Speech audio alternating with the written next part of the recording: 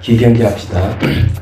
생겨나지도 않고 소멸하지도 않고 허무도 아니고 영혼도 아니고 오는 것도 아니고 가는 것도 아니고 다른 것도 아니고 같은 것도 아닌 여기법을 가르치신 분, 완전한 깨달음을 얻으신 부처님들 가운데 가장 훌륭한 설법자인 당신께 경의를 표합니다.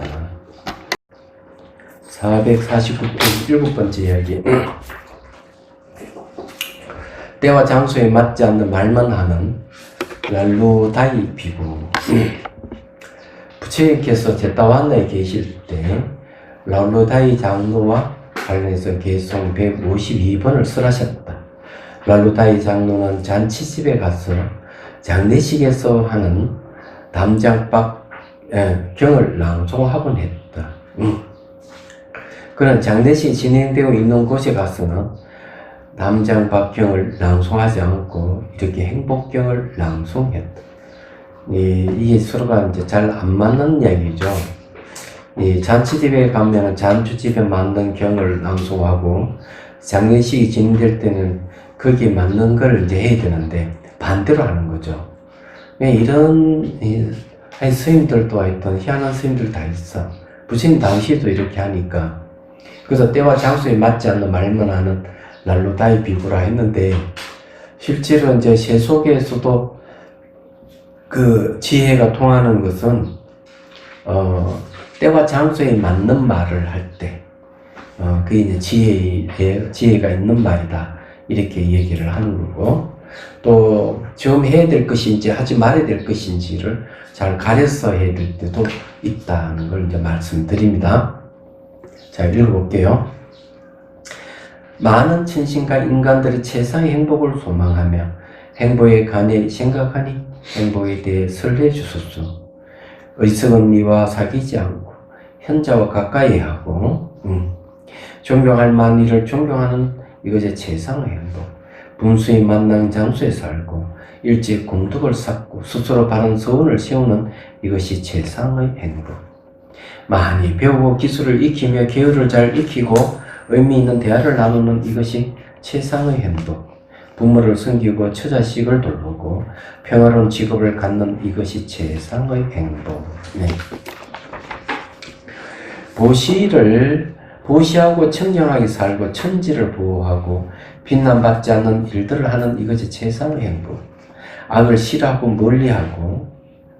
멀리하고 술 마신 걸 절제하고 가르침에 게으르지 않는 이것이 최상의 행복.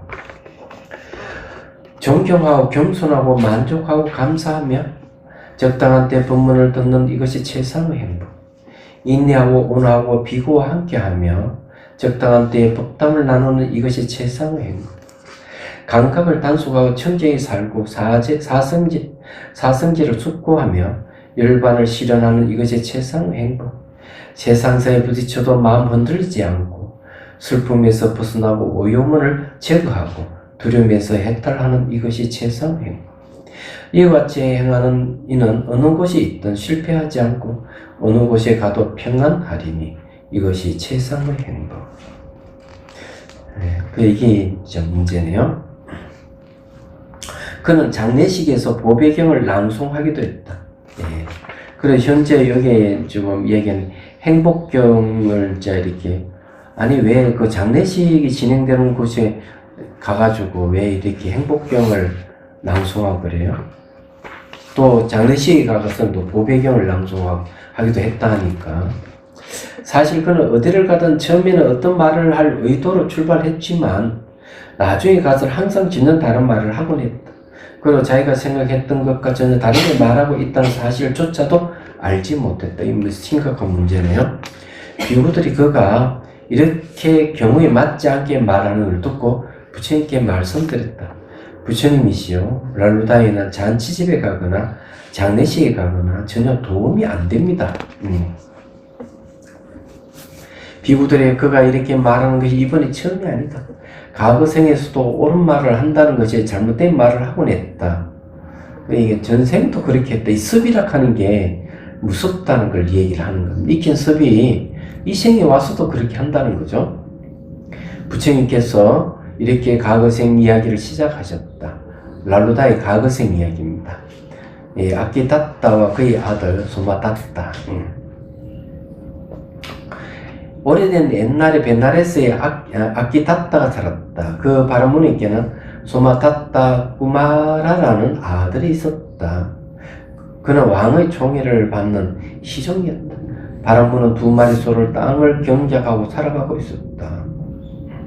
어느 날 2마리 소 중 1마리가 죽어버리자 그는 아들에게 말했다. 소마다타의 왕에게 소 1마리 달라고 해서 끌고 오너라. 소마다타 이 말을 듣고 생각했다. 내가 왕에게 그런 요구를 한다면 왕은 조그마한 시동이 감히 그런 요구를 한다고 생각할 것이다. 그래서 그는 아버지께 말했다. 아버지에게 직접 가서 말씀하세요. 알았다 하더라. 그럼 나를 왕에게 들어가다. 소마다타는 한참 생각이 들었다. 우리 아버지는 머리가 모자란다. 그는 왕 앞에 나아갈 때와 물러날 때 하는 적절한 인사말도 모른다. 옳은 말을 한다는 것이 잘못된 말을 하게 된다. 왕 앞에 모시고 가기 전에 먼저 처신하는 법을 가르쳐야 되겠다. 소마다타는 아버지를 데리고 비라난타 바가라고 불리는 화장터로 갔어. 덤불을 모아 다발을 묶어 안쪽 끝에 세워놓고 아버지에게 말했다. 이것은 왕이고 이것은 부왕이고 이것은 총사령관입니다. 아버지께서 왕 앞으로 나아갈 때는 이렇게 나아가야 합니다. 물러날 때는 이렇게 물러나야 합니다. 왕에게 이렇게 인사해야 하고 부왕에게는 이렇게 인사해야 합니다. 왕에게 나아가서는 이렇게 서서 천수를 누리소서 폐하라고 인사해야 합니다. 그런 다음에 왕에게 이렇게 개송을 소를 달라고 요청해야 합니다. 그리고 아버지께 개송을 가르쳐줬다. 성왕시여 저에게 논을 가는 2마리 소가 있었는데 1마리가 죽었습니다. 다른 1마리를 저에게 주십시오. 까띠아의 대왕이시여. 바라무는 1년을 걸려 이 개송을 완벽하게 외웠다. 그거 다 외웠다고 말하자 아들이 말했다. 좋습니다 아버지. 선물을 준비하고 저를 따라오십시오. 소마다타 왕으로 출근해서 왕 곁에 서 있을 때 아버지는 재산을 다 모아 조그만 선물을 준비해서 왕궁으로 갔다. 왕이 그를 보고 매우 기뻐하며 따뜻하게 인사를 했다.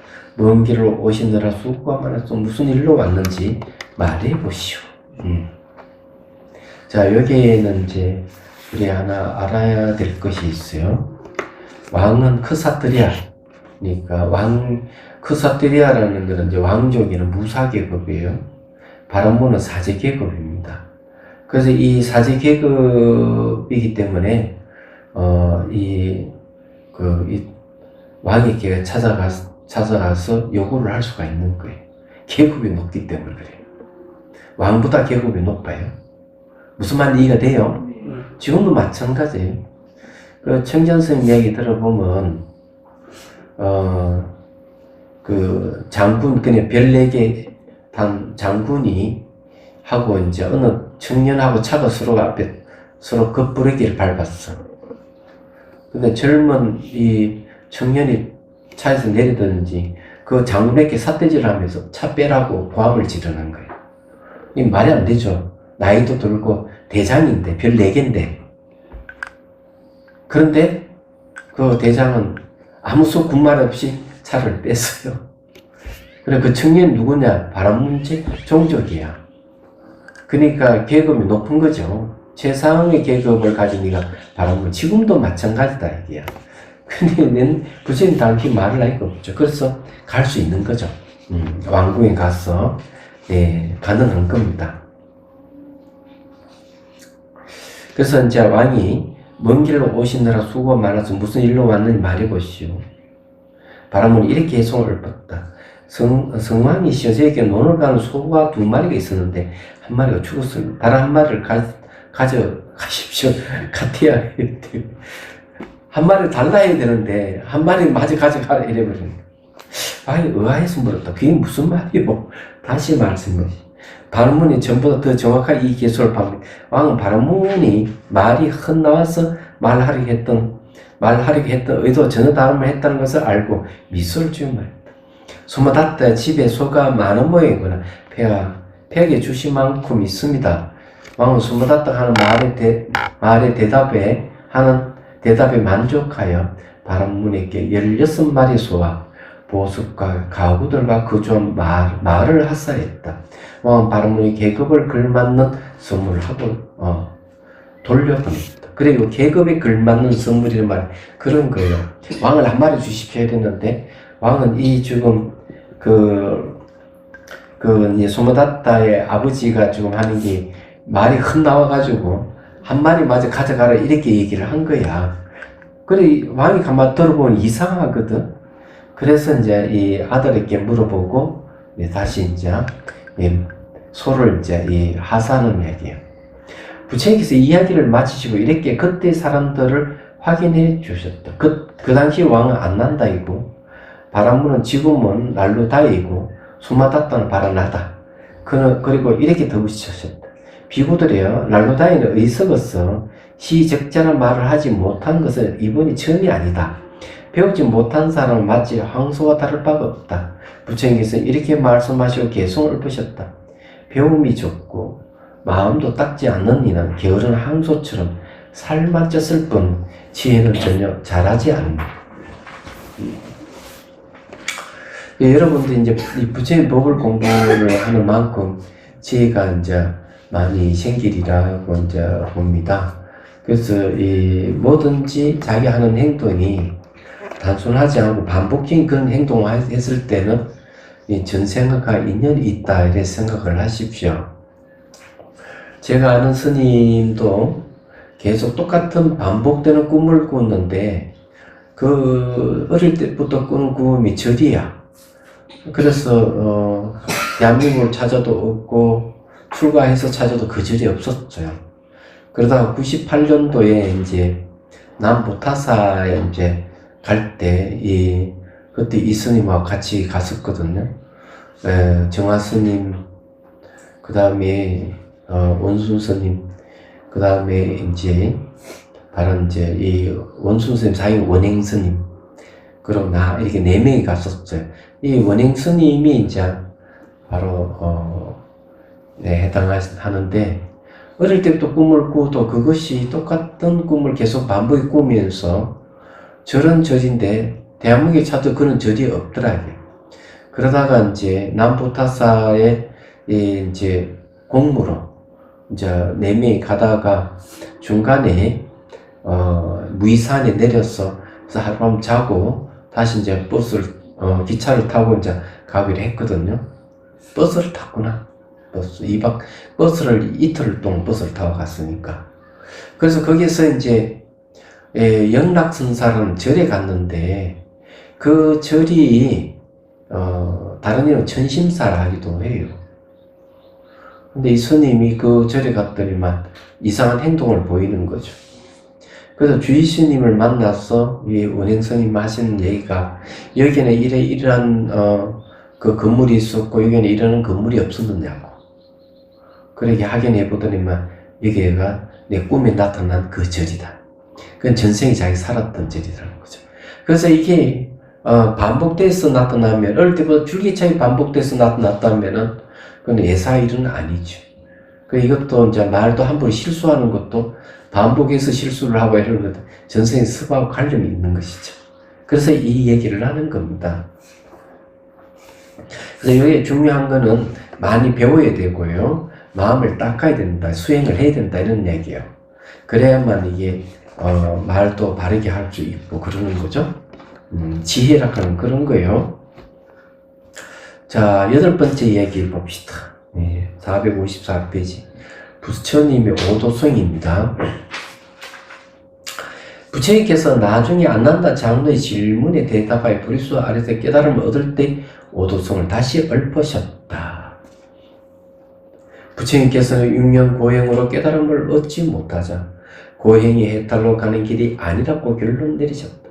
그리고 어렸을 때 농경제 행사를 하는 중에 초순정이 들었던 기억을 되살리고 그 길이 깨달음으로 가는 길이라고 확신하셨다. 부처님께서는 고행을 멈추고 의욕적으로 몸을 회복하고서 부리수 아래에 앉아 초순정, 이순정, 삼순정, 사순정 차례로 성취하셨다. 사순정을 바탕으로 초경의 전생을 기억하는 지혜를 성취하고 전생을 기억하는 숙명통이죠. 자, 전생을 기억하는 내용을 한번 170줄을 한번 보죠. 전생을 기억하는 지혜 숙명통. 부처님께서는 전생을 기억하는 지혜를 얻는 순간을 이렇게 해석하고 계셨다. 나는 무수한 전생의 기억을 되새겨 보았다. 한 생, 두 생, 세 생, 네 생, 다섯 생, 열 생, 20생, 내지 10만 생. 예. 천생, 10만 생, 그리고 여러 번의 세계의 생성과 파괴, 여러 번의 우주의 생성과 파괴되는 시간을 지났어. 당시에 나는 이런가 성을 지니고 이런 용물을 지니고 이런 음식을 먹고 이런 괴로움과 즐거움을 맛보고 이런 수명만큼 산다. 그곳에 죽고 다른 곳에 태어났다. 다른 곳에 태어나서 나는 이런가 성을 지니고 이런 용물을 지니고 이런 괴로움과 즐거움을 맛보고 이런 수명만큼 산 다음 죽어 여기에 태어났다. 라고. 이와 같이 나는 나의 전생의 여러 가지 삶을 구체적으로 자세히 기억했다. 그러니까 이 10만 생까지는요. 한 생 60년 잡으면 천생이면 원래 6만 년 정도 되겠죠. 그죠? 10만 생 같은 뭐 어마어마한 생, 이걸 다 기억한다는 건 대단한 일이에요. 자, 중경에 한밤중이죠. 중경에 하늘의 눈의 지혜를 성취하셨다. 요거는 이제 천안통지라 그래요. 171 봅시다. 하늘 눈의 지혜. 부처님께서 하늘 눈의 지혜를 얻는 순간을 이렇게 해석하고 계셨다. 나는 인간의 능력을 뛰어넘은 청정한 천안으로 중생들이 천하가 귀하거나 아름답거나 좋아하거나 행복하거나 불행하거나 업을 따라 나고 죽는 것을 보았다.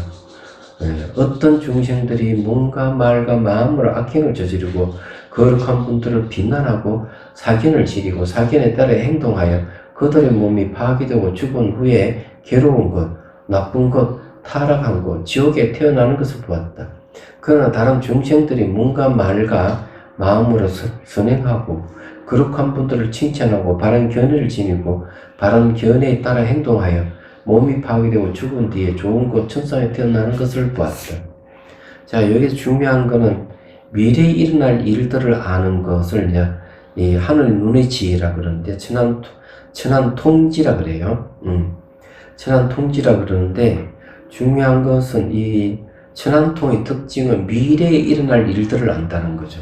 미래에 일어날 인과를 잘 아는 걸 천안통이라고 그래요. 과거를 아는 건 숙명통이라고 그러고. 세상에는 되게 미래에 예언하는 사람 많지 전생을 기억하는 사람 별로 없어요. 예. 자, 다시 이제 봅니다. 중경에 하늘의 눈의 지혜를 성취하셨다. 말경에는 중생에 대한 대연민심으로 중생들 태어나고 죽은 원인과 결과를 밝히기 위해 연기의 마음을 기우셨다. 이렇게 12연기를 순간 역관하고 동이털 무렵 위에 없는 깨달음을 얻으셨다. 이때 부처님께서 수많은 부처님들처럼 깨달음의 감흥을 이렇게 읊으셨다. 자, 이 연기에 대한 이야기 있는데 172줄을 한번 보죠. 12연기. 중생들 태어나고 죽는 원인과 결과를 밝히기 위해서 이거는 이제 연민심 때문에 그렇죠. 이것을 사유를 했다는 얘기예요. 자, 172주에 보면 연기는 상유타 니까의 연기경이 나온다. 경에서 연기를 이렇게 순간하고 있다. 무명을 조건으로 상카라가 있고, 상카라는 이제 행을 상카라 그럽니다.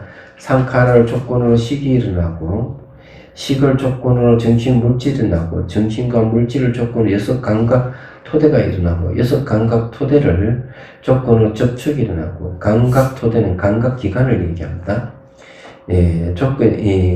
감각 토대를 조건으로 접촉이 일어나고, 접촉을 조건으로 느낌이 일어나고, 느낌을 조건으로 목을 타듯이 갈망하는 가리가 일어나고, 갈애를 조건으로 치착이 일어나고, 치착은 집착이죠. 집착을 조건으로 존재가 일어나고, 존재를 조건으로 태어남이 일어나고, 태어남을 조건으로 늙음, 죽음, 슬픔, 비탄, 육체적 고통, 정신적 고통, 절망이 일어난다. 이렇게 연기를 순차적으로 관찰하는 순간하면 괴로움의 발생에 관한 인과관계이며 이런 사성제의 두 번째 진리다. 다음과 같이 연기를 역관하면 거슬러서 관찰하는 거죠. 사성제 세 번째 진리인 괴로움의 소멸에 관한 인과관계이다. 자, 역관은 이런 겁니다. 무명이 소멸하면서 상카라, 업이 소멸하고, 상카라가 소멸함으로 식이 소멸하며, 식이 소멸함으로 해서 정신 물질이 소멸하고, 정신 물질이 소멸함으로 해서 여섯 감각 토대가 소멸하며, 여섯 감각 토대가 소멸함으로 해서 접촉이 소멸하고, 접촉이 소멸함으로 해서 느낌이 소멸하며, 느낌이 소멸함으로 해서 가리가 소멸하고, 가리가 소멸함으로 해서 치착이 소멸하며, 치착이 소멸함으로 해서 존재가 소멸하고, 존재가 소멸함으로 해서 태어남이 소멸, 태어남이 소멸하면서 늙음, 죽음, 슬픔, 비탄, 육체적 고통, 정신적 고통, 절망이 소멸한다. 결국 무명이 소멸하면은 늙고 죽고 슬픔, 비탄 이런 것들이 절망이 다 소멸한다 이 말이에요. 이와 같이 해서 모든 괴로움이 소멸한다. 12연계의 두 번째인 상카라는 어리석은 무명으로 몸과 말과 마음으로 짓는 선하고 악한 모든 행위이다. 그리고 행위를 업이라 그러죠. 이 행위는 선하고 악한 의도 또는 의도적 행위를 말한다. 과거에 했던 이 행위들을 업을 형성하고 현재와 미래의 가부를 일으킨다. 그러므로 간단하게 말하면 상카라는 곧 업이다. 12연계의 10번째인 존재는 상카라와 같은 단어이다. 저 금생에 짓는 상카라가 존재이며 이것은 내생에 태어남의 원인이 되는 업이다. 과거의 5가지 원인이 현재의 5개의 결과를 일으키고 현재의 5가지 원인이 미래의 결과를 5가지의 결과를 일으키는 조건이 된다. 5가지 원인이나 무명, 상카라, 가래, 지짝, 존재이고 5가지 결과는 식, 정신, 물질, 여섯 감각도의 접촉, 느끼이다.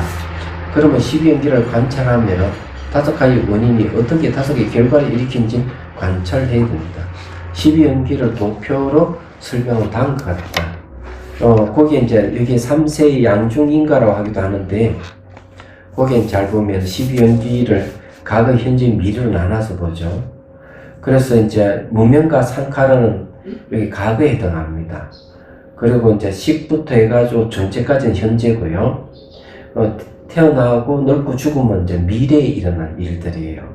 그래서 이게 과거, 현재, 미래를 나눠가지고 12연기를 얘기를 하고 있어요. 우리가 몸과 마음이 일어나는 현상도 똑같이 이렇게 과거, 현재, 미래를 나눠서 관찰하는 게 상당히 중요합니다. 말하자면은 자, 거기에 173줄을 또 한번 보죠. 사작가 경에서는 연기를 관찰하는 이야기는 나오지 않고 숙명 동안 천한통을 성취하고 번뇌를 소멸하는 지혜로 멸진정이죠. 지혜로 마음을 기울여 깨달음을 얻었다고 설명하고 있다. 그리고 깨달음을 얻는 순간 이렇게 사성제를 반주하신다. 이것은 괴로움이다 라고 나는 있는 그대로 알았다. 이것은 괴로움의 원인이다 라고 있는 그대로 깨달았다. 이것은 괴로움의 소멸이다 라고 있는 그대로 깨달았다. 이것은 괴로움의 소멸이 이끄는 길이다 라고 나는 있는 그대로 깨달았다. 니카야의 대정기경에서는 모든 부처님들이 연기를 관찰하고 나서 도를 얻고 다 나아가 정신 물질이 일어난과 사라짐을 관찰할 깨달음을 얻었다고 설명하고 있다. 그럼 어쨌든요, 오늘 도와 가를 이제 얘기를 하네요. 요 연기를 관찰하면 도를 얻는 거고, 자, 정신과 물질이 일어나고 사라지면 관찰해야 하는 거는 결과, 깨달으면 결과를 얻는 걸 얘기해요. 이걸 도과 이렇게 보는 거죠. 자, 어쨌든 이제 다시 이제 돌아갔어요. 여기에서는 부처님께서 깨달음에 대한 이야기인데, 아난종자가 부처님에게 당신이 깨달았던 경계를 그 얘기를 좀 해주십시오 하고 얘기를 했겠죠. 그래서 부처님께서 이 얘기를 하는 겁니다. 자, 457페이지 보십시오. 자, 이렇게 이제 얘기합니다. 깨달은 개송이에요. 수많은 삶 윤회의 속을 헤매이며 집 짓는 자를 찾았지만 찾지 못하여 계속해서 태어남은 괴로움이었다. 집 짓는 자가 누구일까? 자, 거기에 174줄을 보십시오. 이 개송이 집어 몸을 집 짓는 자는 가래이다. 이 몸을 집이라고 보는 거고, 집 짓는 자를 가리라고 보는 거예요. 이 가리는 고통의 원인입니다, 이게. 그리고 고통이 표현되는 것은 몸이에요. 고타마 부처님께서는, 디판카라 부처님께서 미래의 부처가 될 것이라 수기를 주셨기 때문에, 부타가 갖춰야 할 일체를 아는 일체의 질을 얻기 위해 수 없는 생을 용례하셨다. 모든 부타들은 일체지에 의해서만 집듣는 자, 가래를 볼 수 있다. 태어나면 필연적으로 늙고 병들고 죽음을 이어지기 때문에 괴로웁니다. 그러니까 집 짓는 자가 누구냐 하니까 가리라고 했어요. 목이 타듯이 갈망하는 사랑하는 마음이죠. 그게 이제 집 짓는 자입니다. 근데 이 집 짓는 자가 누군지를 모르고 계속 윤회를 했다 이 말이죠. 자, 그 다음에 오 집 짓는 자요, 이제 그들을 보았으니 그들은 더 이상 집을 짓지 못하리라. 슥가리는 부서졌고 대돌보는 뿔뿔이 흩어졌으며 마음은 열반이 이르러 가리의 소멸을 성취하였노라. 자, 175줄을 딱 보십시오. 이 개소의 슥가리는 모든 번뇌를, 대돌보는 무명을 의미한다. 마치 대돌보가 모든 슥가리를 바치고 있듯이 무명이 모든 번뇌를 지탱해주고 있는 오염의 원인, 오염원의 뿌리이다. 지혜에 의해서 가래를 발견하고 집진자죠. 모든 오염은 습가를 부수고 무명을 제거함으로써 마음의 형상화 작용이 멈추어 일반을 성취한다. 형성화락하는 업을 얘기합니다. 그는 이제 더 이상 윤회할 수 없다. 왜냐하면 더 이상 몸을 만들지 않기 때문이다. 여기서 가리의 소멸은 아랑가를 전득을 말한다. 그래서 여기에 이제 내용이 이제 그런 얘기예요. 집 짓는 자는 가리고, 예. 그래서 이 짓는 자를 딱 보게 되면은 더 이상 이제 집을 짓지 못하게 되고, 지어져 있던 숟갈에 되돌보가 이제 부서진다고 얘기했죠. 다시 윤회를 하지 않는다, 이런 얘기예요. 근데 이제 부처님, 그래도 부처님 중심 구조하기 위해서 늘 열반에 들이있으면서 색신을 나타내는 게 이제 그 특징입니다. 자, 부처님이 이제 개송을 이제 깨달은 내용이 무엇인지 아셨죠? 중요한 거는 가래를 봤다는 거죠. 이 고통의 원인을 봤다는 데 중요해요. 그래서 수행을 할 때 항상 자기 내면을 들여다보는 훈련이 되어 있는 사람은 그만큼 번뇌가 줄어드는 거죠. 감정이 오르고 생각이 오른 걸 알아차리기 하면 감정과 생각이 얼마든 줄어들게 되죠.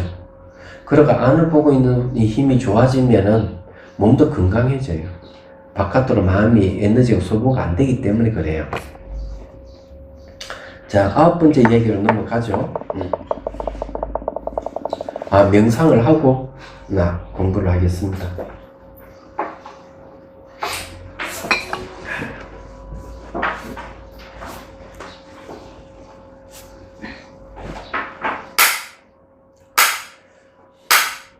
자, 오늘 다른 명상을 한번 하죠. 자, 숨을 들이쉬고, 자, 내쉬고, 어깨 힘을 쭉 빼어 척추는 곧게 쉬우고요. 시선은 곳곳이 잠시 둡니다.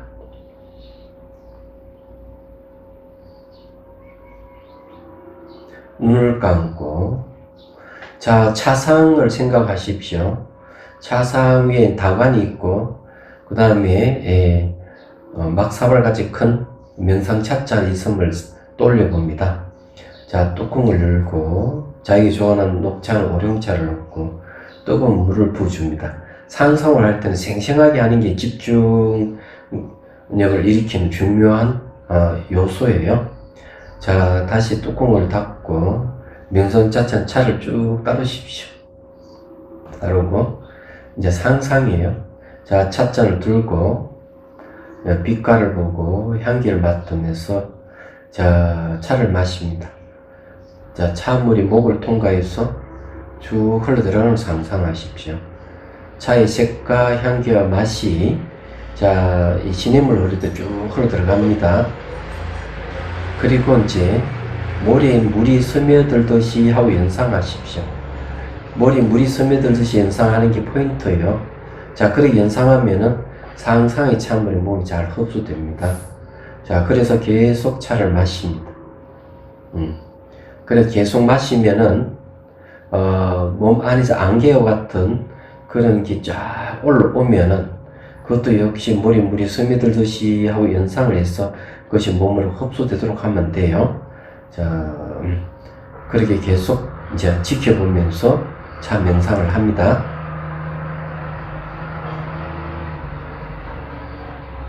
차물이 계속 흘러서 목으로 흘러들어가는 걸 연상을 하십시오. 머리에 물이 스며들듯이 하고 연상하는 게 아주 중요해요.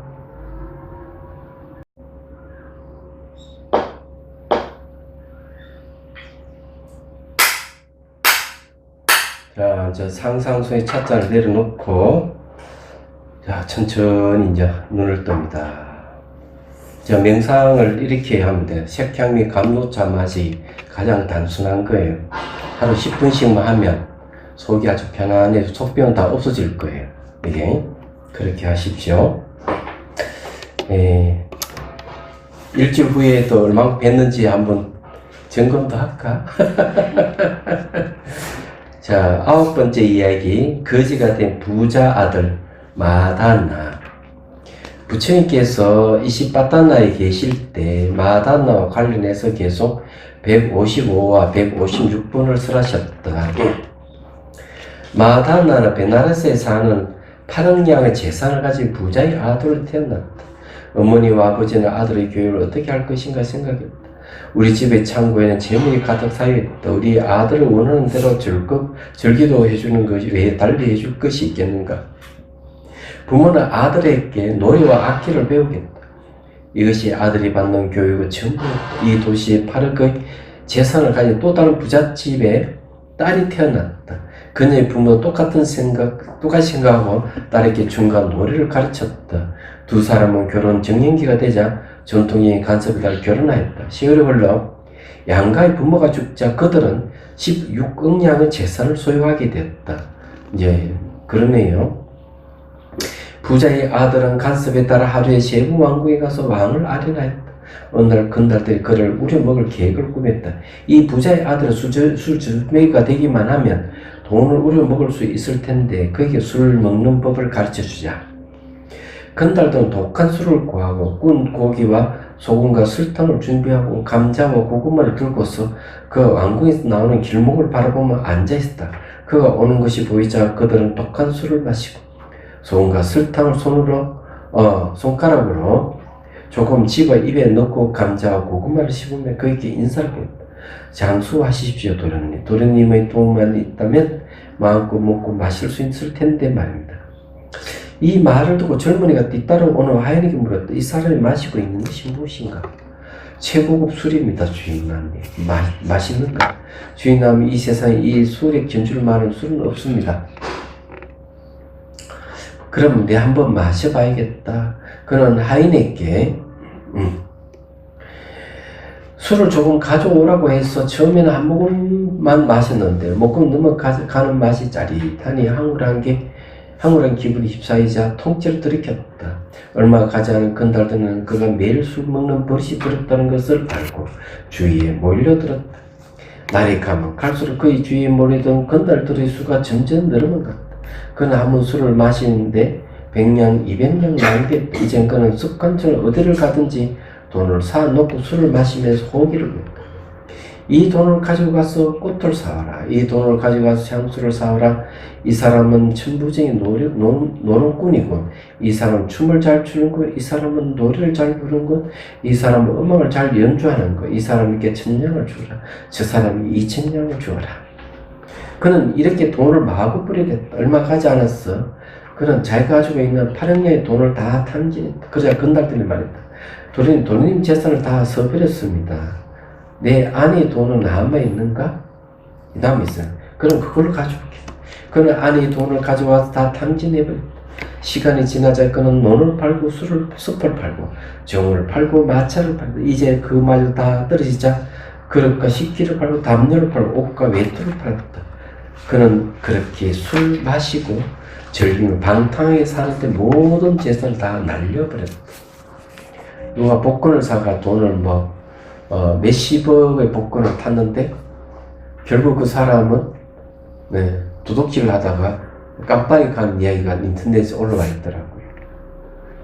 사람은 돈이 많고 이러면은 그런 걸 남을 이렇게 도움을 주고 이러면 참 좋은데 방탕한 데 서버리니까 그런 일이 벌어지는 거예요. 나이가 들었을 때 결국 집과 가족의 재산까지도 다 팔아치웠다. 그 집을 산 사람은 그를 집에서 쫓아버렸다. 그는 아내를 데리고 남의 집 천막 밑에서 잠을 자고 쪽박을 돌고 구걸하며 돌아다녔다. 마침내 그는 남이 먹다 버린 찌꺼기를 먹기 시작했다. 어느 날 공화당 앞에서 비구들이 먹다 남은 음식을 먹고 있는 그를 보고 부처님께서 미소를 지으셨다. 아난다 장로가 미소를 짓는 이유를 묻자 부처님께서 말씀하셨다. 아난다야, 저기 서 있는 마단나를 보아라. 그는 16억 냥의 재산을 탕진해버리고 이제 아내를 데리고 구걸하고 있다. 그가 젊었을 때 재산을 낭비하지 않고 사업에 전념했더라면 이 도시에서 첫 번째 부자가 되었을 것이고, 출가하여 비구가 되었더라면 아랑가를 승제했을 것이고, 아내는 아난가를 승제했을 것이다.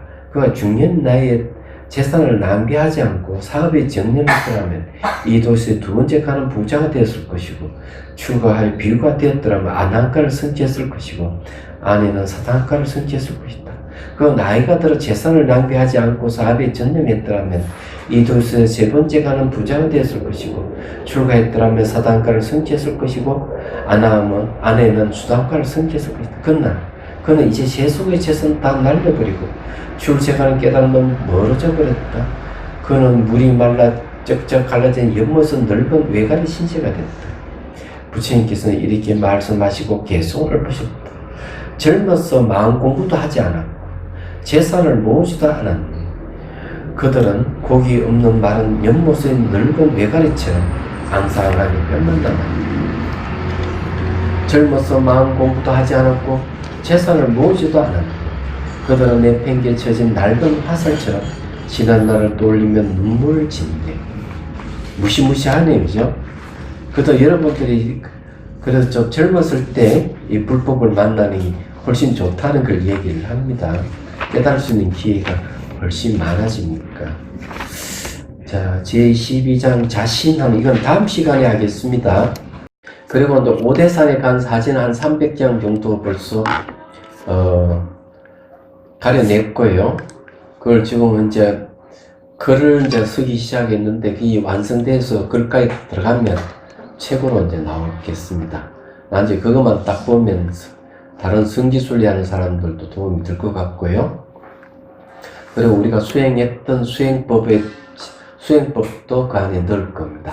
그래서 걸고 수행할 수 있도록 그렇게 할 거예요. 자, 해양기 하겠습니다.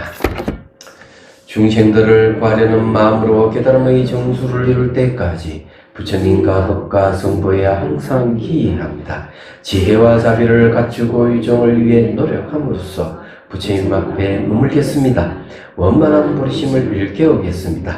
공개가 있는 한 중생이 있는 한 저도 함께 따라 머물며 중생의 고통 없음자로 남겠습니다.